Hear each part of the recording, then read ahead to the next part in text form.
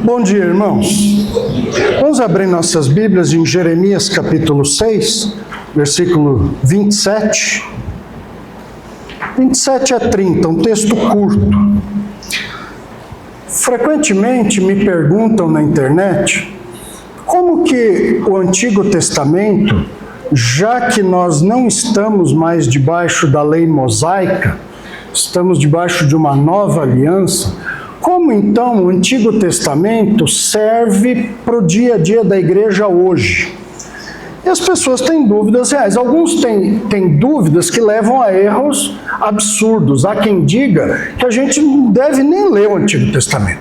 Antigo Testamento, às vezes a gente cita algum texto do Antigo Testamento como base para algum ensino, e eu vejo uns comentários falando assim: ah, mas isso aí é texto do Antigo Testamento, isso aí não vale mais. Que bobagem, né? E aí versam por que o Antigo Testamento não devia nem mais estar na nossa Bíblia, porque agora nós não estamos na Antiga Aliança, estamos no Nova Aliança, né? Um Novo Testamento. É por isso, como é que nós estamos numa Nova Aliança, no Novo Testamento, e eu quero ler o Antigo Testamento? Aí isso dá razão para aquela frase famosa que diz que ninguém tem tanto a dizer sobre um assunto mais do que aquela pessoa que não faz a menor ideia sobre ele, né? Então você fala para alguém que não entende nada explicar um assunto, ele vai ter muito para dizer.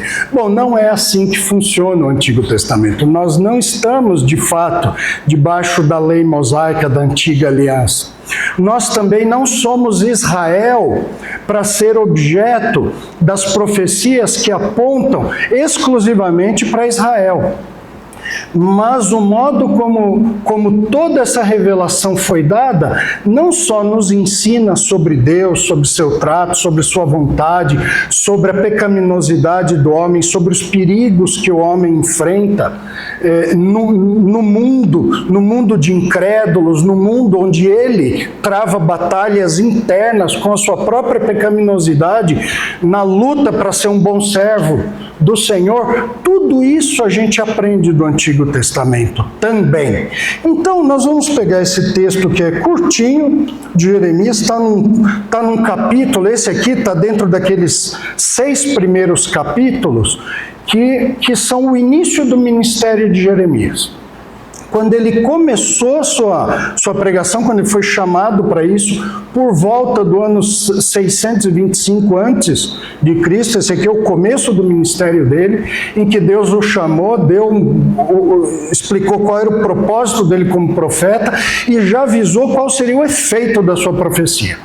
Ele explicou: as pessoas não vão se dobrar, não vão se arrepender do seu pecado, não vão se dobrar diante da sua pregação. Ao contrário, elas vão combater você. Mas eu vou fazer de você uma fortaleza. A fortaleza, as muralhas de Jerusalém vão cair, mas a sua fortaleza não vai, porque eu vou te proteger. Nós falamos disso na semana passada, no capítulo 1. E hoje, aqui no capítulo 6, encerra esse período, primeiro período da profecia de Jeremias. Num capítulo em que Deus está avisando que o exército do norte vem sobre Judá, que Jerusalém vai cair, e nos últimos 4 versículos, Deus ele cria assim uma metáfora para explicar a dureza do coração dos judeus daqueles dias.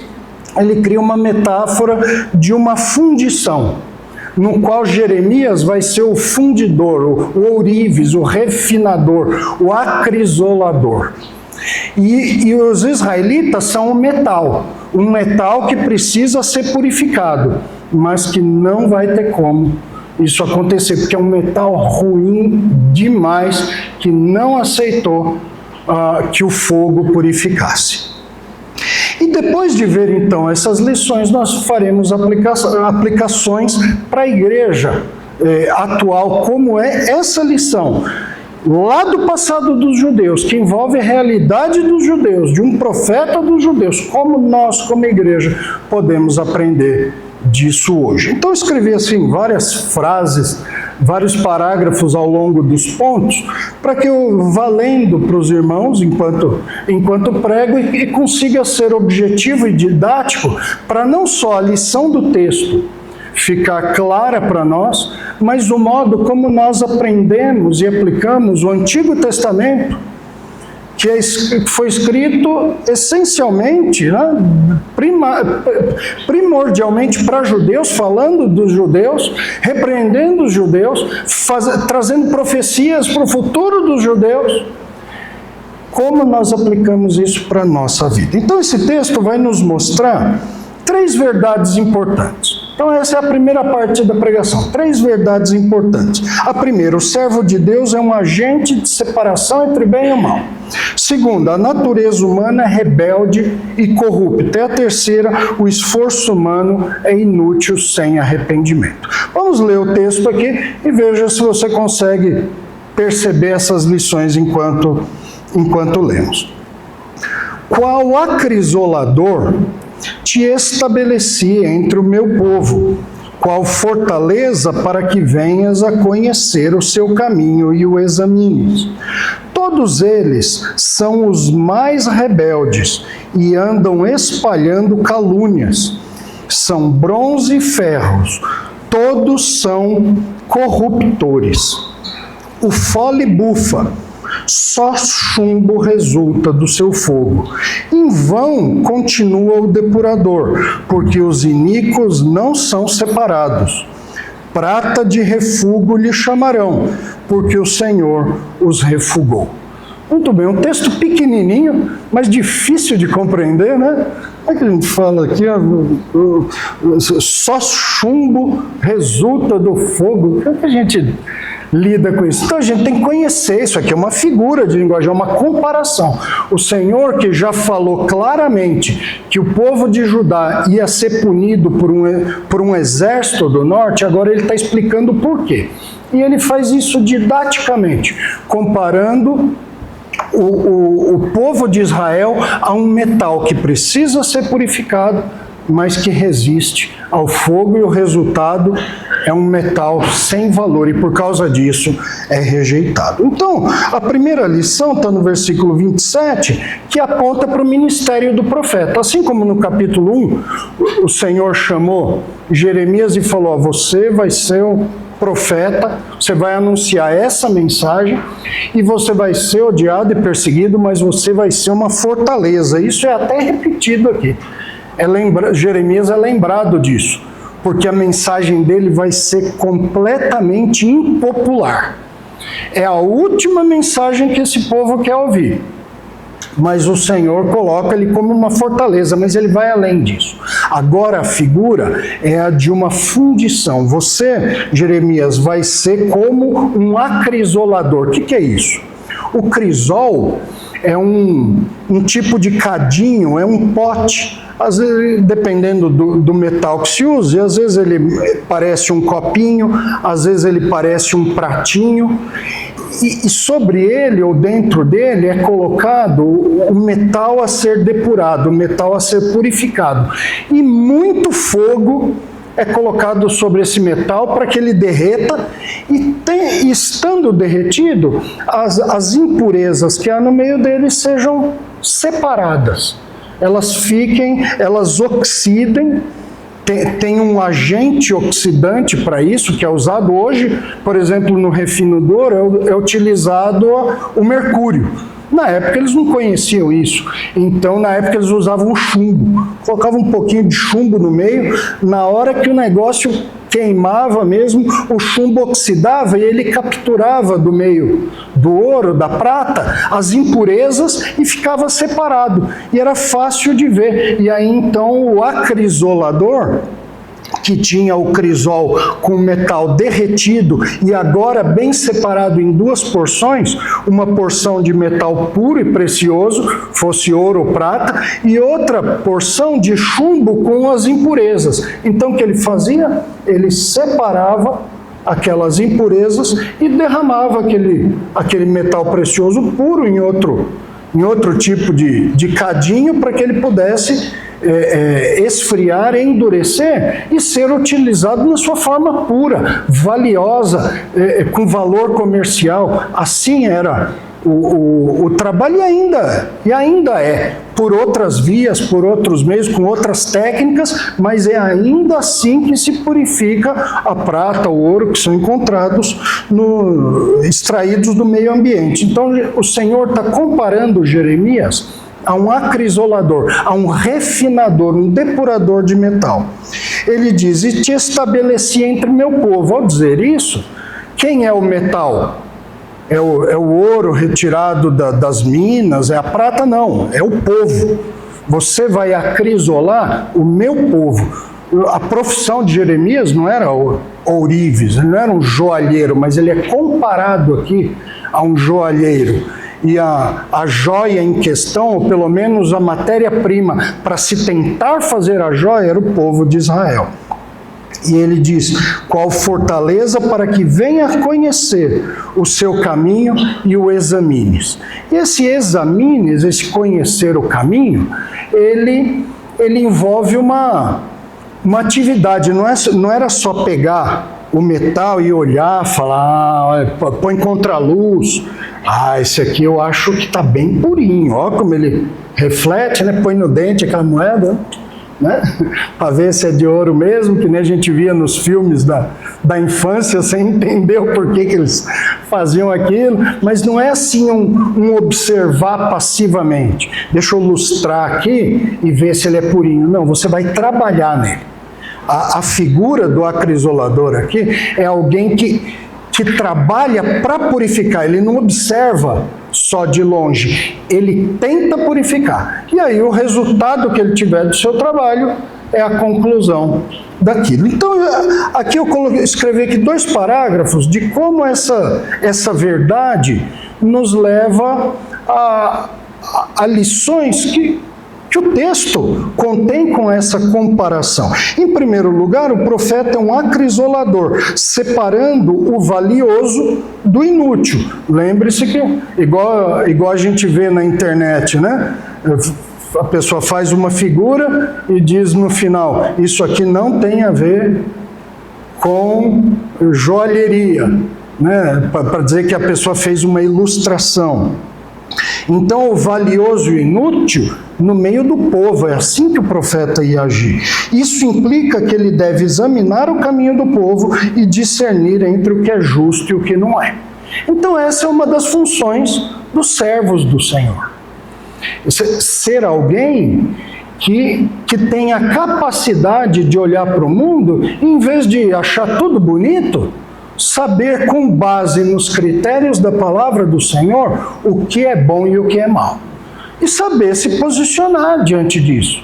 Isso aqui é um material ruim, não dá para vender, eu não vou negociar isso aqui, eu não vou comprar esse metal porque ele não tem valor. Não, mas a gente trabalhou muito, não importa o seu trabalho. Esse material não vale nada, eu testei, eu olhei, não tem como separar as impurezas. As impurezas permanecem todas nele, tem menos prata do que impurezas, não tem valor nesse metal. Pode jogar fora. No final isso é chamado de prata de refúgio ou prata de rejeito. Então serve para jogar fora, só não serve para nada dos fins que a prata era utilizada. Então essa é uma lição que a gente tira aqui. O profeta tinha que ser alguém capaz de olhando para o povo, saber discernir muito bem o que era certo e o que era errado. E qual era o critério? É o meu gosto. Né? Eu olho assim, isso aí eu acho que não tem nada a ver. Não, o critério era a palavra do Senhor. O critério era os parâmetros do Senhor, era o caráter de Deus. O caráter de Deus é a régua usada para medir o que é bom e o que é mal. E o profeta tinha que saber usar essa régua. Ele tinha que ter conhecimento dela, tinha que ter habilidade no uso dela e tinha que ter a ousadia de usá-la corretamente. De medir e dizer, isso aqui está fora da medida. Mas você não tem amor. Não é verdade? Fale o que você quiser, a régua está aqui, o tamanho do negócio, eu estou medindo, olha aqui comigo, não está na medida correta. Então, essa é uma lição que a gente aprende sobre o ministério de Jeremias. Em segundo lugar, o profeta não deve ser apenas um mensageiro, mas um agente de transformação, confrontando a conduta do povo com os padrões de Deus. A figura aqui do ourives, do acrisolador, é alguém que coloca fogo naquilo com a intenção de purificar. Ele não é alguém que fica da arquibancada só olhando, só criticando, igual comentarista esportivo. Qualquer comentário que ele faz, não tem responsabilidade nenhuma.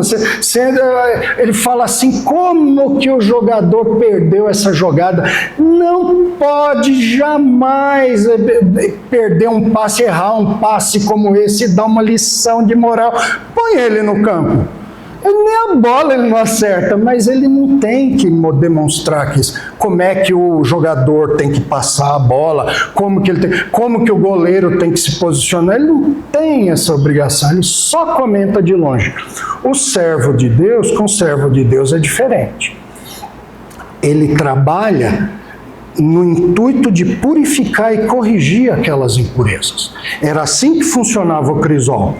O uso do crisol, você põe fogo naquilo, põe no meio do carvão, põe o fole para soprar, para aquela brasa virar um fogo tremendo, para atingir uma temperatura que faça com que aquele metal derreta e as impurezas sejam oxidadas e puxadas umas para as outras, de modo a ser fácil separá-las. É isso que ele tinha que fazer. Pode ser que ele não conseguisse fazer isso. Por quê? Porque ele não sabia mexer com a forja? Não, porque o metal era tão ruim que não tinha como separar. Né? Tinha mais impureza do que prata. Quando tem muita impureza, esse negócio de separar não acontece, porque o negócio está em toda parte. Essas forças físicas não funcionam. No sentido de uma se afastar da outra, não tem o que fazer. Então Jeremias enfrentou isso. Mas o seu ministério ia focar na atividade de tentar purificar o povo. E de que modo? Repreendendo o erro, dizendo qual era o caminho errado, não sendo político, aceitando ser impopular e mostrando o caminho correto. Isso aí está ruim. O caminho de vocês é péssimo, mas eu tenho uma boa notícia. Tem uma solução para isso, é vocês crerem no Senhor, abandonarem o mau caminho, pedirem perdão dele e se voltarem para ele, abandonarem seus erros, abandonarem suas práticas odiosas, abandonarem seus falsos deuses e se voltarem para o Senhor, ele vai perdoá-los. O que o povo fez? Nada. Rejeitou isso, perseguiu o profeta. O Senhor teve que proteger Jeremias do povo. Mesmo o fogo do juízo provando esse povo. E não teve jeito. Então, a primeira lição de que o servo é um agente de separação entre o bem e o mal pode ser visto no ministério de Jeremias. A segunda lição, a segunda verdade, é que a natureza humana é rebelde e corrupta. A gente tende a achar que o homem é bonzinho, que quando ele erra, ele é fruto do meio, foram os outros que erraram e convenceram ele, né? A gente tem exemplos na nossa sociedade, na nossa política, de gente que não erra nunca. A culpa é sempre dos outros, é sempre do outro, até de você é a culpa. E do responsável pelas coisas, nunca ninguém tem a culpa. A gente está acostumado a ver isso há tantas vezes que a gente começa a comprar essa visão, mas esse texto não deixa a gente aceitar tal visão. Olha o que o versículo 28 diz. Todos eles são os mais rebeldes, o Senhor diz, olhando para Judá. É interessante aqui os mais rebeldes, o tradutor traduziu assim porque é uma forma superlativa. É como dizer assim, esse povo é o rebelde entre os rebeldes. Ou olhar para Jesus e dizer, esse é o rei dos reis. Ou pegar Cantares de Salomão e dizer, esse é o cântico dos cânticos. É o maior deles. É a forma superlativa da palavra. Ele olha para o povo e fala: esse povo é o rebelde, entre todos é o rebelde número 1, o mais rebelde. E andam espalhando calúnias. Calúnias contra quem? Deve ser contra Jeremias, né? Não, calúnias contra o Senhor. Calúnias contra o Senhor. Enquanto o Senhor dizia: eu rejeito essas práticas e eu vou puni-los, eles diziam entre eles, com seus falsos profetas, diziam o seguinte: não, o Senhor está do nosso lado. O Senhor nos abençoa. O Senhor tem seu templo aqui na nossa capital. Ele jamais vai nos deixar cair na mão dos inimigos, porque o Senhor é o nosso braço forte. O Senhor ouvindo aquilo, né? Parece aquelas figuras de internet que falam assim, e aí a pessoa olhando, né? Uma cara de incredulidade, né? Deus olhando assim, vocês estão falando isso de mim? Eu estou mandando um profeta atrás do outro, dizendo que eu odeio esses caminhos, que eu vou punir vocês. Vocês confiam nas suas muralhas porque o templo está dentro? Eu não vou destruir só as muralhas, eu vou destruir o templo também. Até o templo, vocês estão confiados nele? Eu vou pôr ele abaixo, vocês estão contando mentiras a meu respeito. Teve uma vez que Deus mandou Jeremias colocar uma canga, um jugo e andar no meio do povo, para dizer assim: é isso que vai acontecer com vocês. Vai vir uma nação e vai colocar um jugo sobre vocês, porque vocês são pecadores e o Senhor vai fazer isso. Aí o falso profeta foi lá e quebrou, e disse: não tem esse negócio de jugo, não. Jeremias falou: essa nação vai durar 70 anos. 70 anos para a Babilônia. Falamos isso semana passada, né? Durou de 609 com a queda de Arã até 539 com a queda da Babilônia, na inversão de um império. Começou quando o Império Assírio caiu e surgiu o Império Neobabilônico, que durou 70 anos até que o Império Medo-Persa derrotou o Império Babilônico e tomou seu lugar. 70 anos e vocês vão ser trasladados para outros lugares e vão receber um jugo nos seus ombros. É isso que vai acontecer. O falso profeta: não, serão só 2 anos. E 2 anos de cerco, eles não vão nem derrubar os nossos muros.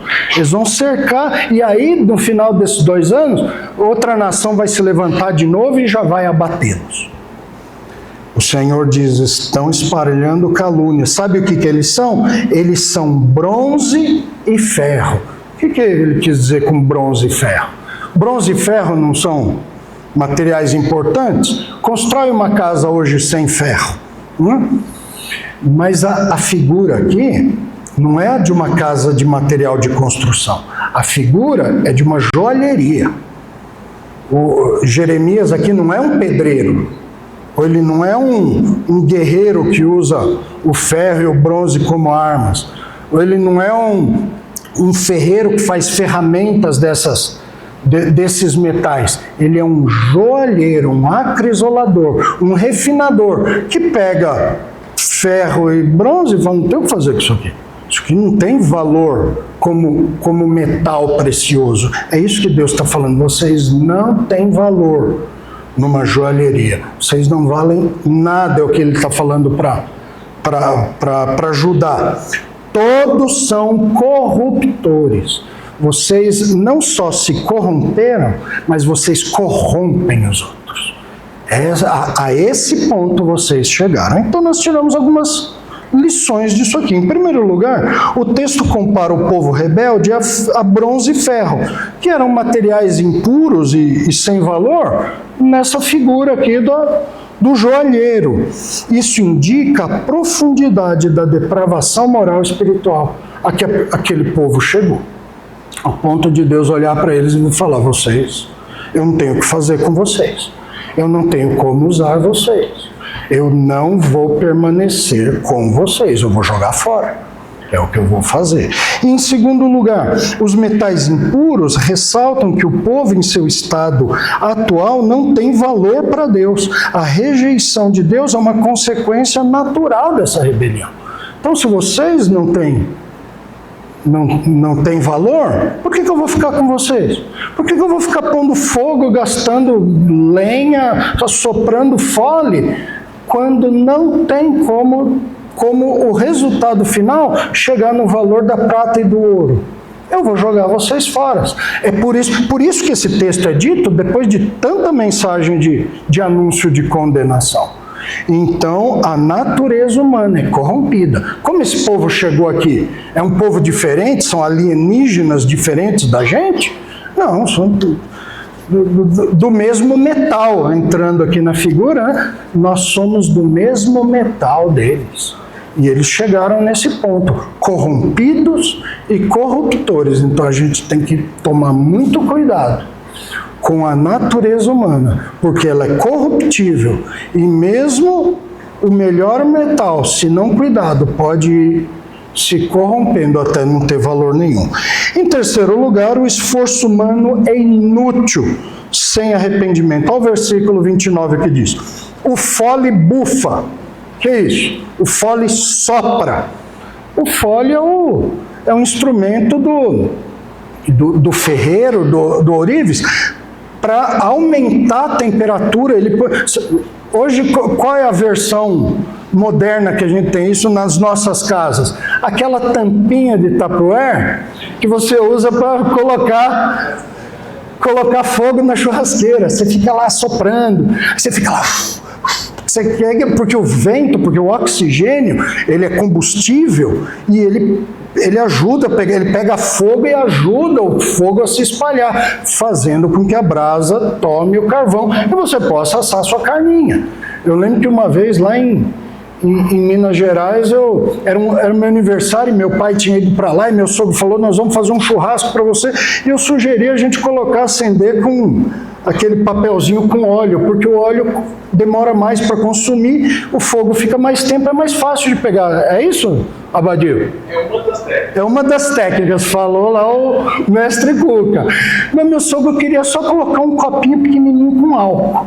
Eu falei, mas esse carvão que tem aqui, lá é região de produção de carvão, tem carvoeiras lá, né? Tem replantio. Tava um carvão tão duro que não pegava.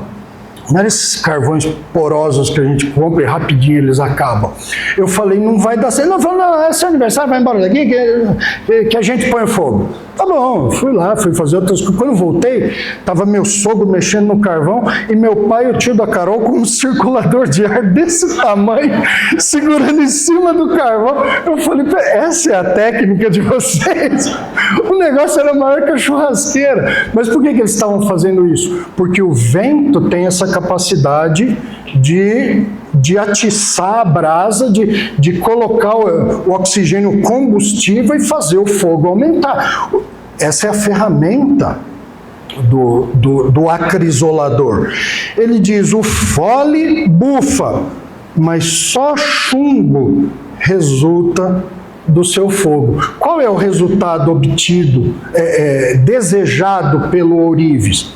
É ter o seu metal puro, é ter o ouro separado, é ter a prata. O que ele tinha? Chumbo. Era tanto chumbo ali, tanta impureza que não dava para separar um do outro. Não tinha como. Põe mais fogo, põe mais, assopra mais, chama mais uns 2 homens para soprar, arruma um fole emprestado. Não tem o que fazer. É comparável àquela ilustração de Israel como uma videira, o cântico da vinha, o cântico do amado, que ele pegou um outeiro fertilíssimo e limpou e plantou as melhores mudas e preparou uma torre para vigiar e já preparou o lagar para colher aquela uva e fazer dela vinho, mas o resultado foi uva brava. Então ele derrubou o muro, transformou aquilo num pasto para os bichos comerem e essa vinha acabou. Aqui Israel não é a videira que deu, a vinícola que deu uma uva brava. Ele é um metal que ao invés de se tornar metal puro, virou só chumbo. É isso, o trabalho do fole não resolveu. Não por culpa do fole, por culpa do metal. Em vão continua o depurador, porque os iníquos não são separados. Nem os iníquos do meio do povo eram retirados dele, nem a lei era aplicada, que tinha dispositivos muito claros e severos para a punição dos maus, e nem a maldade, nem a iniquidade de cada pessoa era retirada. Não importava o fogo que o Senhor aplicasse nesse povo, quanto juízo aplicasse, quantos exércitos ele levantasse, quantos avisos ele desse, a impureza estava lá, era só chumbo que resultava. Qual era o resultado final? Versículo 30. Prata de refúgio lhe chamarão. É aquela prata que não serve para nada. Tentou, trabalhou, não serve para nada. É refúgio, é rejeito. Para que serve? O Senhor os refugou. O Senhor vai rejeitá-los. Sabe por que o resultado foi esse? Da mesma forma que vocês se tornaram uma prata rejeitada por causa da sua impureza, o Senhor o rejeitou também. Pronto, vocês vão ser descartados, serão colocados de lado. É por isso que o exército do norte vem. E é por isso que Jerusalém, conforme o capítulo todo vem dizendo, é por isso que Jerusalém vai cair. Assim, o trabalho em vão revela a inutilidade de qualquer esforço humano para purificar quem não tem arrependimento e mudança de coração.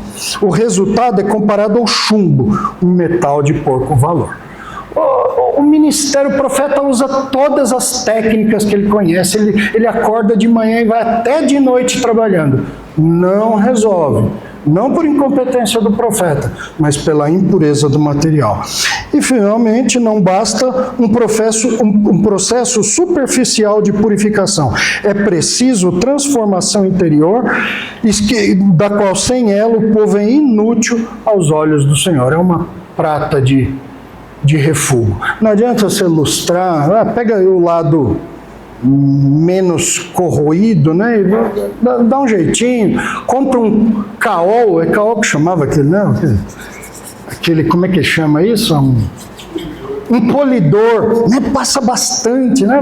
Vem com a politriz do Luciano lá, passa aqui, deixa brilhando, não tem, o buraco está lá, o rombo está lá, a impureza está lá, a mancha está lá, não tem o que fazer. O trabalho é inútil. Qualquer técnica humana resulta em inutilidade e fracasso, visto que não há arrependimento no coração desse povo. Esse é o sermão. Vamos orar, tá? Aí vem a pergunta, como que eu aplico? Eu aprendi algumas coisas, mas e a igreja? Eu aprendi por que aconteceu com Israel, o que ocorreu. Eu consegui pegar uma liçãozinha ou outra, mas tem como a gente aplicar isso melhor para a igreja?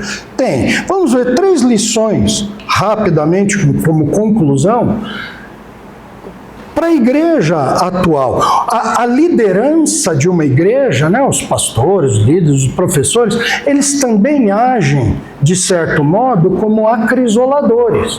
Eles também têm uma função, só que agora eles não vão separar os crentes dos incrédulos. Às vezes tem isso também, às vezes tem incrédulo no meio da igreja que acaba pela pregação, ou que tem que pela pregação e pela ação purificadora ser separado, mas na maior parte das vezes o objeto do trabalho não é o chumbo, é o ouro e a prata que o Senhor nos transformou, mas que tem impurezas. Então nós também somos acrisoladores. Nesse modo, assim como o profeta, a liderança deve examinar e discernir os caminhos da congregação, deve identificar não apenas o superficialmente correto, mas as áreas de pecado, de rebelião, de corrupção que precisam ser corrigidas. Faz parte da tarefa dos pastores, dos professores, dos líderes, dos responsáveis, isso aqui. Essa é uma tarefa. Não, deixa a igreja para cada um do seu jeito. O importante é as pessoas serem felizes. Não. A intenção da igreja não é agradar as pessoas, é agradar o Senhor. E para agradarmos o Senhor, nós temos que entrar nesse processo de purificação. Ele é lento, mas ele ocorre quando usamos as ferramentas, o fole da palavra do Senhor. Em segundo lugar, essa liderança deve ser um agente de transformação e não apenas uma mensageira. Vai lá, fala aí, né, uma mensagem de conforto, de coragem, o Senhor tem um grande plano para a sua vida, né? E assim as pessoas vão felizes para casa enfrentar mais uma semana. Do mesmo jeito que o profeta ia ser um examinador não passivo, não somente um pregador, mas alguém que trabalhava pela purificação e aí então um avaliador, olhando o resultado do seu trabalho, os pastores, os líderes, os professores devem fazer assim também, devem trabalhar ativamente pela purificação da igreja. Não somente falar a mensagem, isso aqui o pessoal vai gostar, uma mensagem inócua, uma mensagem que não tem efeito transformador nenhum. Em último lugar, dentro desse ponto, isso implica ensinar e pregar verdades com clareza e coragem, mesmo quando forem difícil e impopular. E quanto mais você assoprar o fole da palavra de Deus, mais vai ser difícil pregar e mais impopular você vai se tornar. Eu lembro que o pastor Marcos se tornou bastante impopular uma vez que ele citou um versículo bíblico. Rapidamente o aplicou. E não foi uma invenção, ele citou um versículo bíblico. Até um senador da República, de um partido que eu não vou dizer qual, colocou lá, Marcos Granconato diz assim, e aí o senador, nosso sábio senador com isso, criticou, sabe quem? Deus, porque criticou o versículo que o pastor Marcos apenas repetiu, apenas leu, e em poucas palavras explicou como é que ele funcionava. O fole da palavra do Senhor vai nos tornar impopulares. Mas quem disse que isso aqui é um torneio de beleza? Isso aqui não é a Miss Universo, isso aqui não é o Oscar, isso aqui é a igreja do Senhor, onde a pureza conta mais do que os aplausos. No Oscar, o que conta são os aplausos. As pessoas aplaudem. Os atores querem ser os mais aplaudidos. Os melhores profetas do Senhor foram não somente os menos aplaudidos, mas os mais perseguidos. E isso nos chama a uma responsabilidade bem presente, mas real. O fole da palavra de Deus tem que soprar no nosso meio. A palavra do Senhor tem que ser pregada. E segunda lição, bastante aplicativa sobre esse texto de Jeremias tão antigo. A necessidade da vigilância contra a rebelião e a corrupção. Esse povo era do mesmo metal que nós. E chegou a esse ponto de ser uma prata de refúgio. E chegou a esse ponto de Deus chamá-los de corruptores.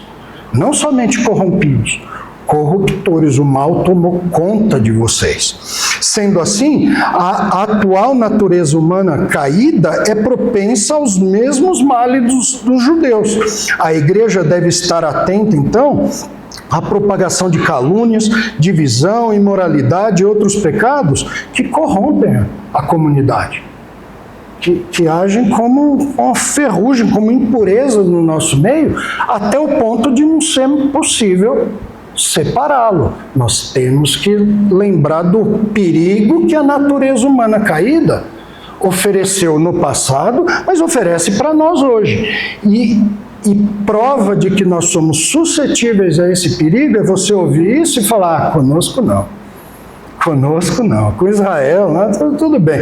Mas na Igreja Batista Redenção, não. A isso nós estamos imunes. Se você pensar assim, você já está demonstrando que você é plenamente capaz de ser corrompido pelas impurezas e chegar ao ponto de se tornar você mesmo um corruptor. A gente tem que tomar cuidado. A menção aos corruptores indicam que a corrupção pode se infiltrar na igreja de maneira sutil, se não for confrontada, e pode levar à depravação espiritual. Assim como a ferrugem no metal, começa devagarzinho, começa com uma manchinha, aquela manchinha laranja.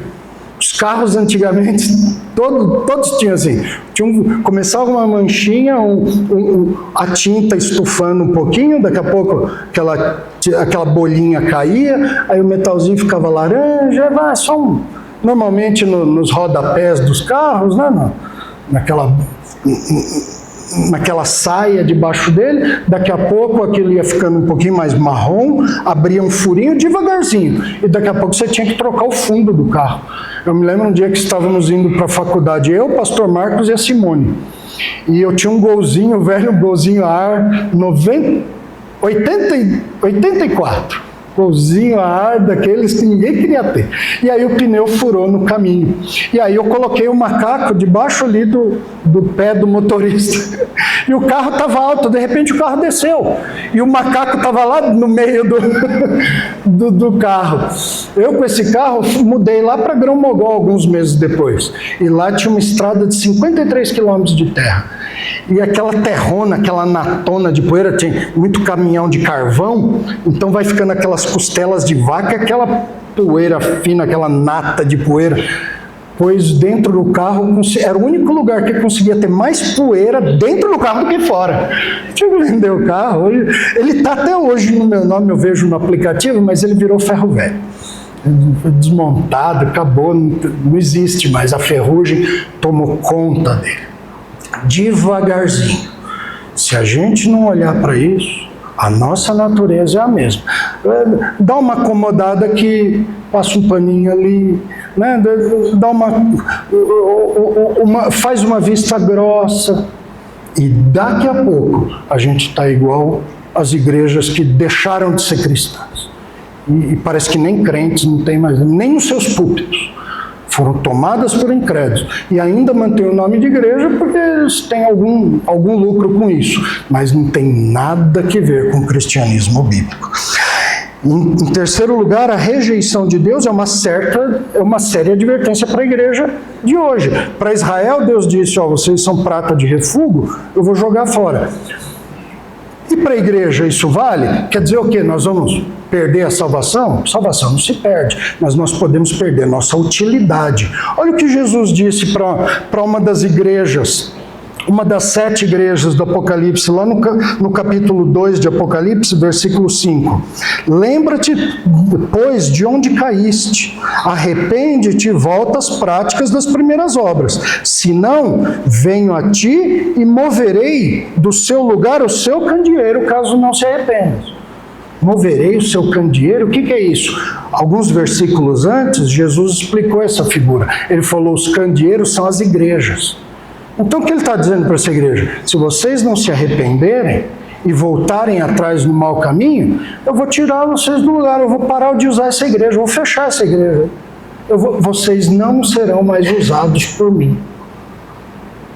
Já pensou se a gente começa a deixar a impureza nos corromper e nos tornarmos nós mesmos corruptores, em vez de sermos prata e ouro, formos chumbo, bronze, ferro, que numa joalheria não tem valor nenhum? E o Senhor disser para nós, eu não vejo mais utilidade para vocês. Vocês são prata de refúgio. E para de atuar por nosso intermédio. Opa! Isso aqui é um risco que eu tenho que avaliar e devo temer. O estudo dos jovens ontem foi sobre temor. Foi sobre ter medo desse tipo de conclusão por causa das nossas ações. E com temor nós nos afastarmos de todo mal. Por isso, Paulo diz assim, desenvolvam a vossa salvação, ou seja, se santifiquem, se tornem cada vez mais santos, com temor e tremor. Tenham medo de serem corrompidos e se tornarem até corruptores, e fujam disso. Sejam puros, deixem o fole da palavra de Deus acender esse fogo, e esse fogo purificar suas más ações, suas más ideias, seus maus desejos, e você se torne, separando dessas coisas, se torne cada vez mais puro. E a última lição para a igreja é a importância do arrependimento na transformação genuína. Não existe técnica humana capaz de produzir isso. Eu lembro que uma vez um pastor me deu um livro chamado Igreja com Propósito. Ele estava meio desanimado no ministério, com a igreja, problemas da igreja. Ele foi num retiro de pastores e apresentaram isso lá. Ele voltou com um livrão, assim, voltou animado. Falou, nós vamos pôr isso em prática. A igreja daqui a um ano, se ela não tiver com 300, 400 membros, eu até largo o ministério, porque ele chegou assim com uma receita infalível. Eu falei, pera, não é que você não leu o livro? Então eu falei, não, então eu vou ler o livro, calma. Fui lá e li o livro, tem um monte de técnica. Um monte. No estacionamento, coloque uma frase assim, a pessoa para o carro e ela já lembra dos 5 propósitos da igreja, já entra. Quando entrar, você já liga o ar-condicionado, ela já sente bem. Coloca as cadeiras a tantos centímetros uma da outra, para não ficar encostando no outro, ficar incomodada, ela fica... Põe a equipe com uma camiseta assim e fale, e ensaie, e aí o resultado vai ser o crescimento da igreja. Quem escreveu isso teve um crescimento de igreja, mas ao invés dele olhar para isso e falar, Senhor, muito obrigado pelo que o Senhor tem feito, como o Senhor é maravilhoso. Sabe o que ele fez? Falou, descobri a técnica, peraí, deixa eu descrever tudo que eu fiz porque funcionou. Ele tirou Deus da jogada. Tudo era técnica humana. Esse texto aqui mostra pra gente que não tem. Pode soprar o fole quanto quiser. A purificação não ocorreu porque a impureza não saiu do meio, porque não houve arrependimento. O trabalho em vão, produzindo apenas chumbo e não prata, mostra que esforços superficiais não são suficientes. A igreja não pode se contentar com uma aparência de piedade sem uma genuína transformação interior. Então a gente olha aqui, tá bonito, tá todo mundo cantando, o coral vem, o pessoal ora, todo mundo abaixa a cabeça na hora do prelúdio, pós-lúdio, que igreja vibrante, né? Mas lá no coração estão os problemas. Na relação dos irmãos fora desse salão de cultos, estão os problemas. Quando a gente está sozinho, ninguém está nos vendo, estão lá os problemas. Qualquer aparência não corresponde ao real, e isso Deus percebe ao tocar fogo lá. A impureza está lá no meio, e ela não é purificada sem arrependimento e transformação. O texto também ensina que o arrependimento é essencial para agradar a Deus. Deve haver confissão, então, de pecados, mudança de atitudes e abandono de práticas que desagradem o Senhor. Senão o Senhor olha o resultado final e fala, isso é prata de refúgio, não serve para nada. Eu vou mover o candeeiro. Eu não vou mais usar essa igreja. Ou uma pessoa, não vou mais usar essa pessoa. Essa pessoa não tem valor para mim. Ela só ama o mundo. Ela não tem amor nenhum por mim. Ela não testemunha nada a meu respeito. Tudo nela ensina as pessoas que o melhor caminho é o do mundo. E que o meu é o contrário, que a pessoa evita o meu caminho, porque o meu caminho é chato, é inútil, é irrelevante, é o que essa pessoa ensina ao viver, ao respirar todos os dias. Não tem utilidade. Está entre os salvos, às vezes nem está, né? Às vezes isso aí reflete a ausência de um arrependimento fundamental na salvação. Mas um crente pode acontecer de ir se corrompendo, e esfriando, e se tornar inútil na obra do Senhor. Prata de refúgio, que é rejeitada por Deus, demonstra que sem essa transformação interior, os membros da igreja se tornarão inúteis para os propósitos do Senhor. Aí a minha pergunta é isso que você quer? Eu sei que a vida é corrida, que nós somos agitados entre os compromissos. Talvez essa seja uma experiência, uma realidade dessa geração que outras gerações nem conheceram. Essa vida conturbada, cheia de tarefa. 2 horas da tarde eu tenho compromisso, às 3 eu tenho outro, 2 horas médico, 3 horas academia, 4h30 eu tenho cabeleireiro, barbeiro, negócio só barbeiro, cabeleireiro eu não dou mais trabalho. Ele tem que cortar dos lados. 6 horas da tarde, natação. 7 horas, aí eu tenho que assistir meu seriado. Não posso, não. Eu tenho que assistir, tem episódio novo. E não tem tempo para Deus. Ainda assim, nós temos o mesmo Deus, temos o mesmo chamado e o mesmo mundo nos chamando para fora. E parece que esse mundo melhorou muito. Esse mundo se especializou. Se a gente não está se desenvolvendo, o mundo está. E está tendo o maior sucesso. O diabo aprende com seus seus exercícios passados.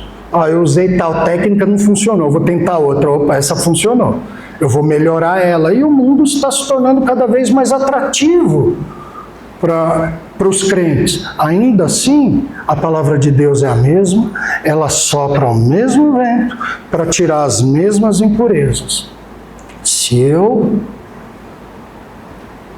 me purifico disso, se eu abandono esses caminhos, com dificuldade ou não, se isso tem um custo maior ou menor, mas se eu faço isso, eu me torno alguém não somente agradável ao Senhor, mas útil na sua obra. Não é isso que a gente quer?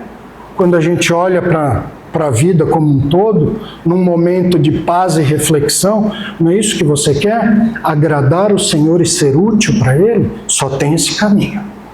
Os outros caminhos envolvem impurezas que não saem, que crescem, que são corrompidas e que passam a corromper outros metais e que são pratas de refúgio deixadas de óleo. Um candeeiro afastado sem utilidade nenhuma para o Senhor. Então, assim, esse texto tão específico lá de Israel, do passado, que se cumpriu quando a Babilônia invadiu e destruiu Jerusalém. Por causa desses fatores presentes naquele povo dos dias dos profetas, nos ensina e nos desafia tanto nos dias atuais, que nós, pela graça do Senhor e ação do seu Espírito, sejamos sábios e tementes ao Senhor, para ouvir, abraçar e seguir essa mensagem. Vamos orar. Senhor, perdoe os nossos pecados, que o fole da sua palavra aqueça a brasa que é capaz de separar os metais das impurezas e que essas impurezas sejam retiradas de nós.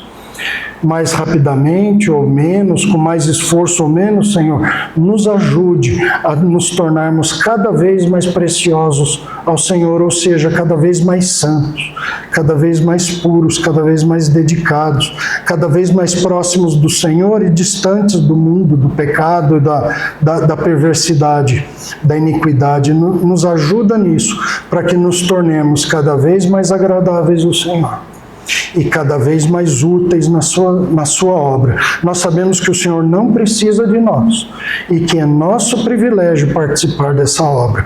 Por favor, Senhor, nos permita participar dela, nos purificando, nos tornando cada vez mais valiosos e utilizáveis na sua obra, para a glória do nosso Senhor e Salvador Jesus Cristo. Amém.